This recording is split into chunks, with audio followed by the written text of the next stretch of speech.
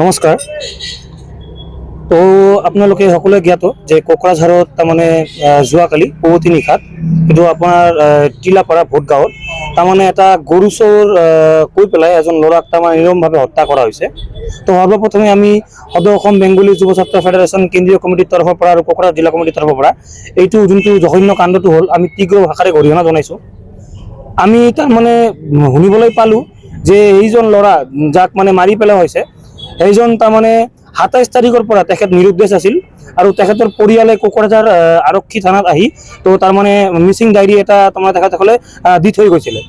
তো আমি শুনা পালোঁ যে ২৯ তাৰিখে পুৱতি নিশা আপোনাৰ ৪টামান বজাত তো এই ল'ৰাজনক ভোটগাঁও অঞ্চলত তাৰমানে কিছুমান দুৰ্বৃত্ত বুলিয়ে কওঁ আমি, দুৰ্বৃত্তই তাৰমানে নিজৰ মানে আইনটো নিজৰ হাতত লৈ পেলাই সেই ল'ৰাজনক মাৰিয়ে পেলালে।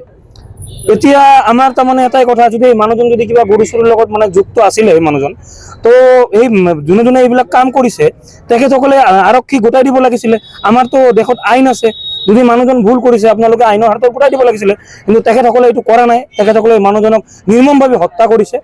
তাৰ কাৰণে আমি কোকৰাঝাৰ জিলা প্ৰশাসন, কোকৰাঝাৰ পুলিচক আমি তাৰমানে সদৌ অসম বেংগলী যুৱ ছাত্ৰ ফেডাৰেশ্যনৰ পৰা বিনম্ৰ অনুৰোধ জনাম যে আপোনালোকে যিহেতু ইনভেষ্টিগেশ্যন কৰি আছে মেটাৰটো, আপোনালোকে এইটো কথা সত্য আপোনালোকে এৰেষ্ট কৰিছে মানুহবিলাকে, যিবিলাক মানুহ জড়িত আছে, আৰু যোন মানুহবিলাক ইয়াতে জড়িত আছে তেখেতসকলক আপোনালোকে অতি সোনকালে কৰায়ত্ব কৰিব লাগে আৰু আইনৰ আওতাত আনি তেখেতসকলক কঠোৰতম শাস্তি প্ৰদান কৰিব লাগে, যাতে অনাগত দিনত মানুহে যাতে এনেকে আৰু সাহস নাপায় আইনটো নিজৰ হাতত তুলি লোৱাত, আৰু এনেকে যাতে ৰাস্তাতে থিতাতে এজন মানুহক মাৰি নিহত কৰাৰ কাৰণে যাতে সাহসটো নাপায়, এইটোৱে আমি আশা ৰাখিলোঁ। আমি আশা ৰাখিছোঁ যে আমাৰ অসমৰ মাননীয় মুখ্যমন্ত্ৰী ডক্টৰ হিমন্ত বিশ্ব শৰ্মা ডাঙৰীয়া যোনটো তাৰমানে আইনমতে এতিয়া মানে আমাক চলিব দিছে, সকলোৱে আমি আইন মতন চলি আছোঁ। We have to work according to the law but not against to the law. আমাৰ যোনটো দায়িত্ব, আমি আইন মানি চলিব লাগে, আমি আইনটো কেতিয়াও আমাৰ হাতত উঠাই ল'ব নালাগে। এইটোৱে তাৰমানে আমাৰ আজি আমি কোকৰাঝাৰ পুলিচ ষ্টেচনত আমি এতিয়া গৈ আছোঁ। অফিচাৰ ইনচাৰ্জ ডাঙৰীয়াক আমি এটা মেমৰেণ্ডাম দিম আমাৰ সদৌ অসম বেংগলী যুৱ ছাত্ৰ ফেডাৰেশ্যন কোকৰাঝাৰ জিলা কমিটিৰ তৰফৰ পৰা, যাতে যোনটো মানে নেচেচাৰী একশ্যন ল'ব লাগে তেখেতসকলৰ এগেইনষ্টত, যাতে মানে সোনকালে তেখেতসকলক কৰায়ত্ব কৰি আইনৰ আওতাত আনি যাতে দৃষ্টান্তমূলক শাস্তি প্ৰদান কৰে। ধন্যবাদ। সদৌ অসম বাঙালী যুৱ ছাত্ৰ ফেডাৰেশ্যন কেন্দ্ৰীয় সমিতিৰ পৰা আমি এইটোৱে ক'ম যে যোৱাকালি আমি ৰাতি এনেকুৱা এটা ঘটনা হোৱা বুলি আমি গম পাইছোঁ। গম পাই পেলাই আমি পৰিয়ালৰ মানুহৰ লগত কথা পাতিলোঁ। কথা পাতি এতিয়া আমি ভাবিছোঁ যে আমাৰ জিলা কমিটিৰ পৰা এটা মেমৰেণ্ডাম আমি কোকৰাঝাৰ অফিচাৰক আমি দিম যে ঘটনাটো এনেকুৱা যে এই মানুহজন আনন্দ মণ্ডল নামৰ মানুহজন যোৱা ২৭ তাৰিখত ঘৰৰ পৰা নিৰুদ্দেশ হৈছে, আৰু ২৭ তাৰিখত কোকৰাঝাৰ থানাত এখন মিচিং ডায়েৰী কৰি দিয়া বুলি ঘৰৰ মানুহে আমাক জনাইছে, আৰু ২৯ তাৰিখত ৰাতিপুৱা তেখেত মৃত বুলি ইয়াতে গম পাইছে।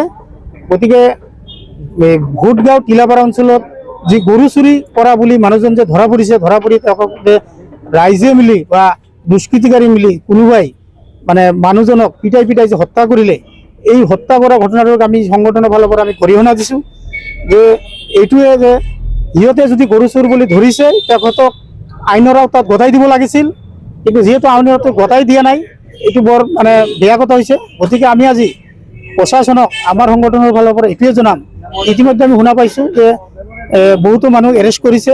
গতিকে আমি ছাৰক এইটোৱে ৰিকুৱেষ্ট কৰিম যে এই ঘটনাটো সঠিক তদন্ত কৰিব লাগে, তদন্ত কৰি দোষীক উপযুক্ত শাস্তি দিব লাগে, যিয়ে দোষী তাক উপযুক্ত শাস্তি দিব লাগে, এইটোৱে আমি সংগঠনৰ পৰা কামনা কৰিছোঁ।